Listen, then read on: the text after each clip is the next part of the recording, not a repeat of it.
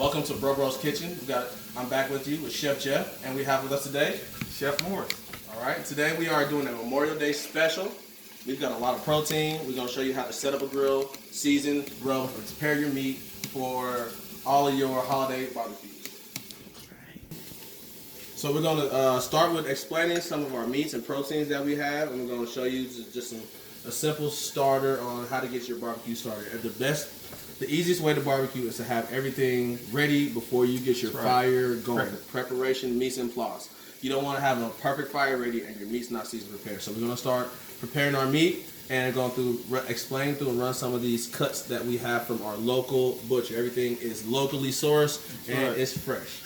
We're going to start out in the front. We do a mixture of proteins. We have pork and beef. We have some goose here, but we're going to get into that a little bit later. Yes. So we have pork chops. These are 2-inch Berkshire pork chop, bone in. Beautiful. Our butcher, just find the pork loin, take it to your butcher. He'll cut those down. Those are 2 fingers, 2-finger pork chops. That's what we call those. Beautiful marbling. We have a chuck roast, grass fed. That's right. Great marbling on it. Angus, black Angus. We have a point brisket. Now, a lot of times when you enter into a supermarket, you're going to see a full brisket, which we just want the point. This is what sits on top of a flat. This is the cut that they usually make burnt ends out of. Mm-hmm. You can see good marbling. See the grains runs this way. We're going to cut it this way. It won't take you all day to cook. Not at all. A full packer brisket that has the point and the flat is going to take anywhere from 16 to 18 hours. This is going to be about 6 to 8. This cuts your cook down time in half. We have here, these are plate short ribs. These are beef. These come off the side of the cow. So you have your beef ribs. The plate ribs are going to be right here on your steer. Yeah. So these these have a lot of collagen. They're really meaty, really beefy flavor. They're really tender. If you like pot roast, succulent type meats of cuts of meat, this is one of the best finds you're gonna find in your butcher shop. And it doesn't take a whole lot of seasoning. Not at Salt, all. Pepper most of the time. Salt, pepper. We're gonna season those Texas That's style. it. Salt, Texas pepper, style, and let them go. These are pork shoulders. And they're called a pork shoulder, but it's not come from the shoulder of a pig. It comes from the upper thigh region of your pork, right? The best ones to get, anywhere between 7 to 12 pounds.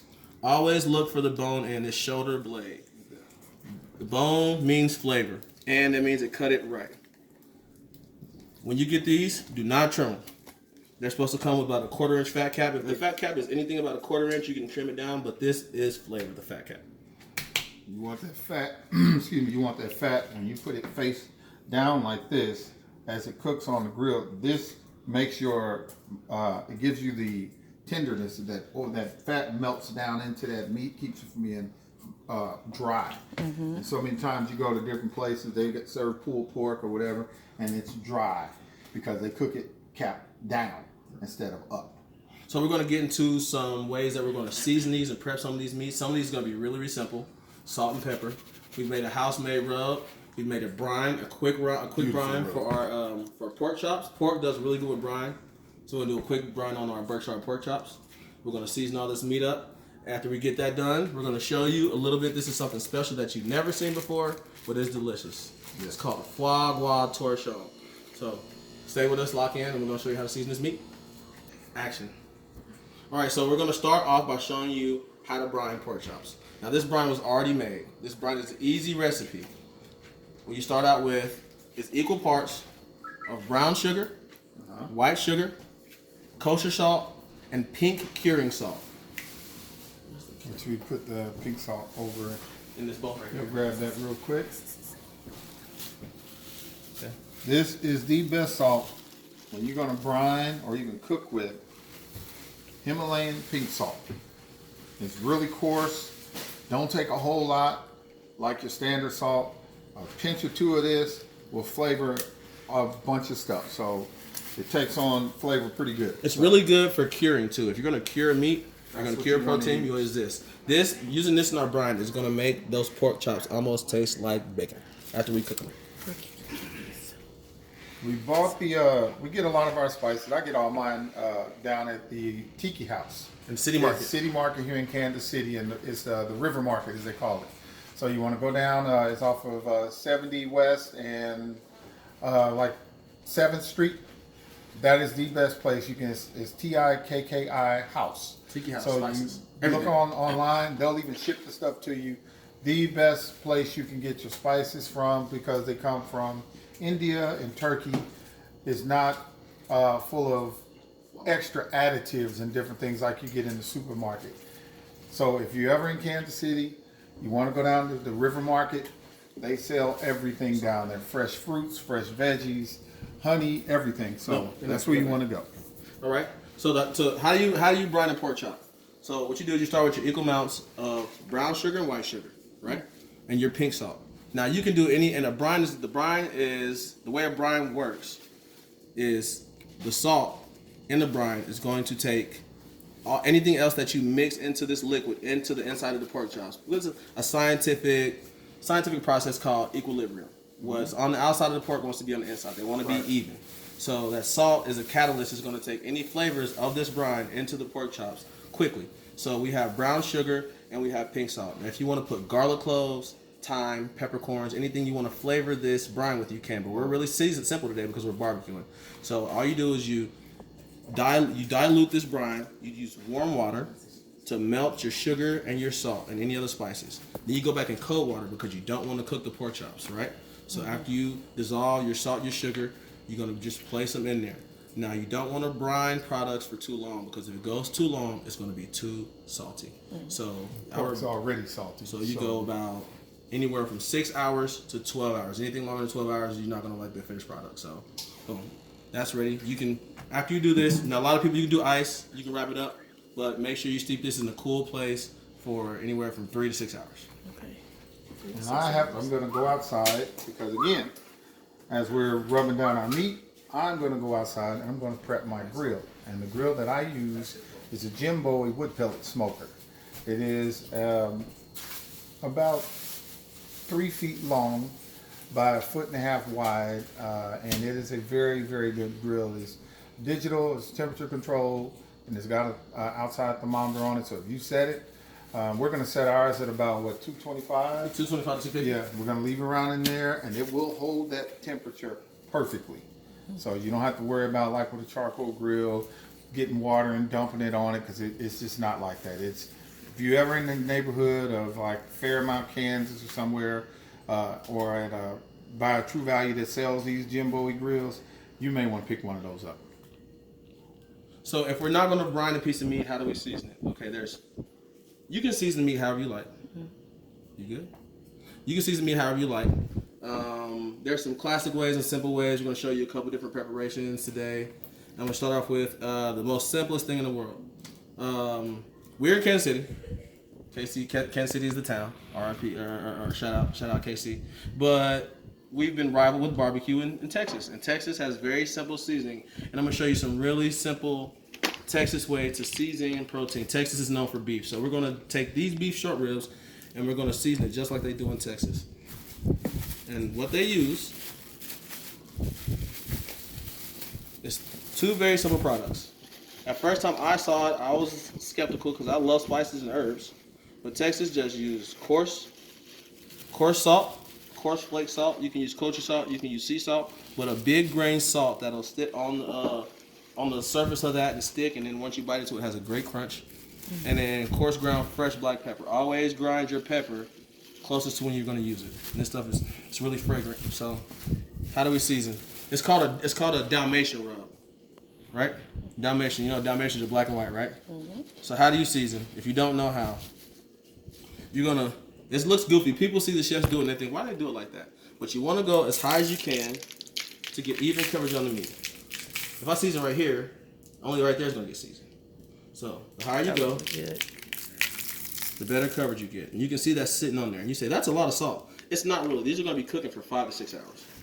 And in 5 to 6 hours, a lot of that salt's going to come off. It's going to go to the grill, to the Lord of the grill. And we're going to make an even coat. See that? Even coat of salt. And we're seasoning all sides. You don't have to season this bottom because that's just a membrane.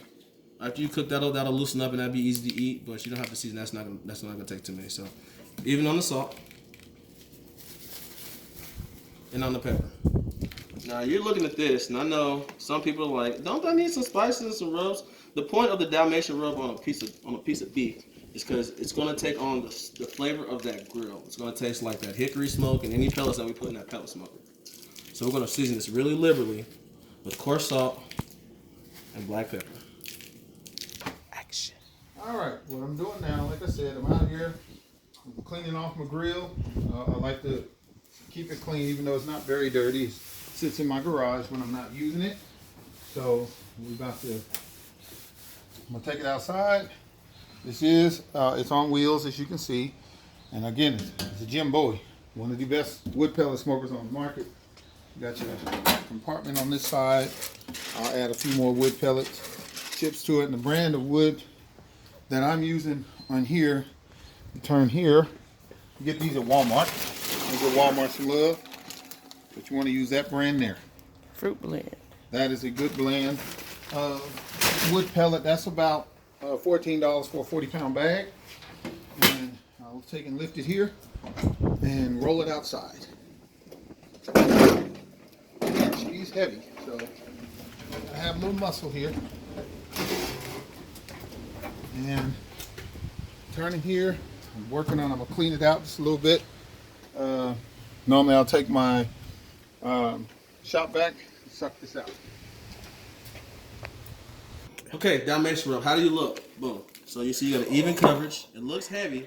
Remember, that's going to give you a nice bark when it's done and cooked. Everybody likes that brown, caramelized Maillard reaction on the outside of beef when they cook it. Nice and salty, nice and crispy. Boom. That is Dalmatian rub. How else can we season meat, Chef Jeff? I'm going to let you know right now. We have a house rub. What's a house rub? A house rub is a combination of whatever spices that you like to put. Now, when it comes to barbecue, there are some very specific flavors in this region of the world that we like to incorporate into our barbecue rubs. Things of paprika, smoked paprika. Kansas City, we like it sweet. St. Louis, we like it sweet, so we'll do some brown sugars, white sugars. I like herbs, so we're gonna go with some thyme. This is our house rub. It's got some salt, some pepper. We got some cayenne pepper, smoked paprika, regular paprika, some thyme, a few other things that I don't want to share because it's proprietary. So pick whatever recipe you like, try it, mix it, take things out, add things. This is really how you like it, but make sure it's balanced. You want balance. Come on. So how do we use this? So after you get it mixed up, remember plastic gloves because you don't want to get this under your nails. Plus, if you're gonna get that cayenne in your eyes, it's gonna burn. These are your best friends, plastic gloves. Remember not to cross-contaminate. So if you're gonna season pork by itself, seasoned pork, you're gonna beef. If it doesn't matter, it doesn't matter. Okay. How do we do the same thing with the Dalmatian rub? You want to get height so you get even coverage. Why is it called a rub? I'll show you. We're gonna literally rub these spices into our meat. You see the difference? I'm gonna show you the top. Now that's rubbed, right? And if you just sprinkle it on there, this is a sprinkle. That's gonna come off on the grill. What you do is you need to get that and work those seasonal spices and the rubs into the meat. That paprika is going to change the color of that. I can show you the sides where it's not rubbed and the side where it is rubbed. So we're going to rub. Make sure, nobody likes one-sided flavored meat, so make sure you're getting all edges in space. There's sugar in this rub, so when this starts to heat up, the sugars in this rub are going to caramelize and they'll give that burnt, crispy taste that everybody loves called the Maillard reaction when protein and fat starts to caramelize. The more rub, the better the bark. The better the bark, the better the barbecue. So this is a multi-purpose rub. We use this on beef. We use it on a chuck roast. We use this on our point. And we even come over here and use this on our pork shoulder. As you see, again, we've seasoned all sides. I'm going to show you what the pork shoulder looks like unrubbed and show you what the color of that rub does to that meat. See that? That's unrubbed, and this is rubbed. Well, so how do we do that? Make sure you get that fat cap real heavy. You say, oh, you're wasting all that. No, I'm not. So what you do is you pick that bad boy up and you roll them around in that. Season all sides. These are going to cook. These are not quick. This is not a quick processor. This is not going to be done in 10 minutes. This is something you need to prepare for because this is going to take hours. So as they're cooking for hours, they're going to sweat and that rub's going to come off. So the more you can get to adhere to the outside of these proteins, the better your end product is going to be. Do not be scared. You're not going to mess up right here. As long as your rub tastes good, get it in there. Any nooks and cravities that you can find. rub. Because wherever that rub hits, that smoke is going to hit that rub, and it's going to give you that wonderful Kansas City barbecue result. All right, we've got our meat seasoned. The best thing to do is to let this seasoning tack and adhere. As you see, we didn't use mustard or any oil or smoke or Worcestershire sauce to adhere because that just adds another level of flavor that I'm not looking for. I want to taste the spices, I want to taste the meat, and I want to taste the smoke. If you want to use mustard on your ribs, if you want to use Worcestershire, go ahead. I'm never going to use liquid smoke. Liquid smoke is trees that they burn and they collect the condensation of it. It doesn't taste really good. It's too strong. We're going to flavor our smoke with wood pellets that we have from our smoker that Maurice said to show. So we're going to let all the spices tack and adhere to our proteins. If you can let this go on all these, anywhere from an hour to 2 hours up to overnight, the product is going to be better. But if you don't have overnight, give yourself a good hour to let these spices adhere and you're going to be much happier with the end result. We're going to show you how to get these on the fire next. Show them what it's all about. All right. I've cleaned my grill, prepped her for damage.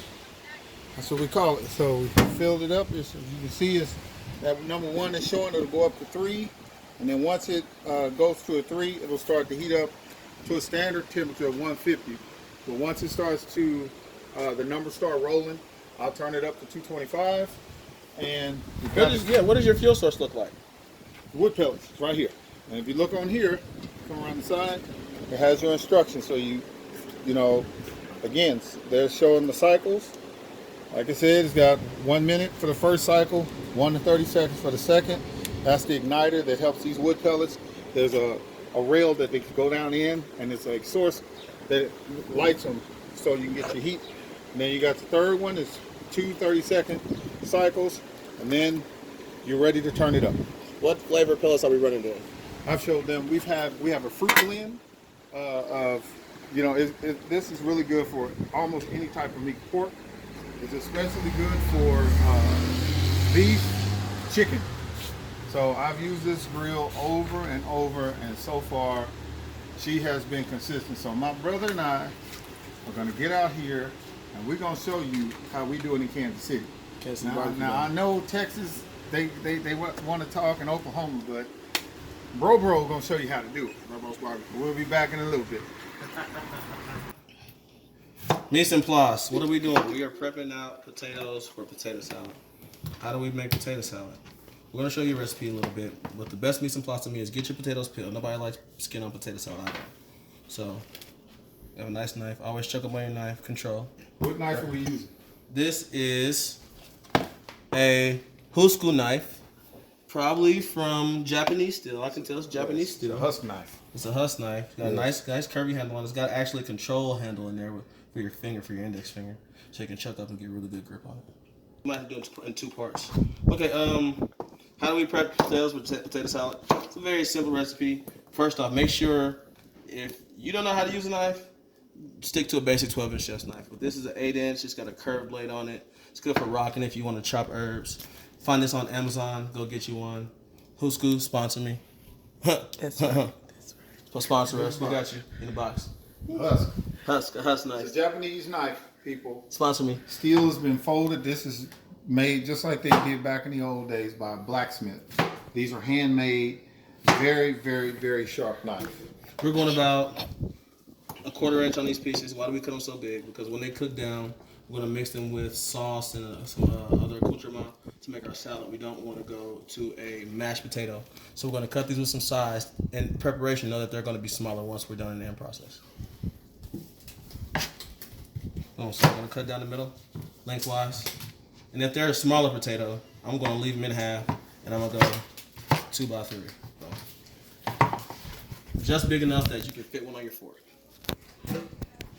It's important to think about things like that when you're cooking and preparing food. Is remember you still have to eat it. So make things fork size, bite size, so it's not too hard on your guest in your final presentation.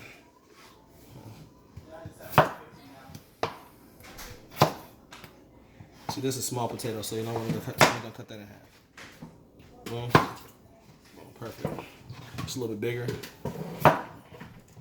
How do I cook potatoes? Potatoes are a starch, and they do very well with absorption of flavors. So what does that mean? To get a good potato end result, flavor-wise, make sure you season them as they're beginning to cook. So we've already peeled these and washed them, and we start them in cold water. Always cold water. Why cold water?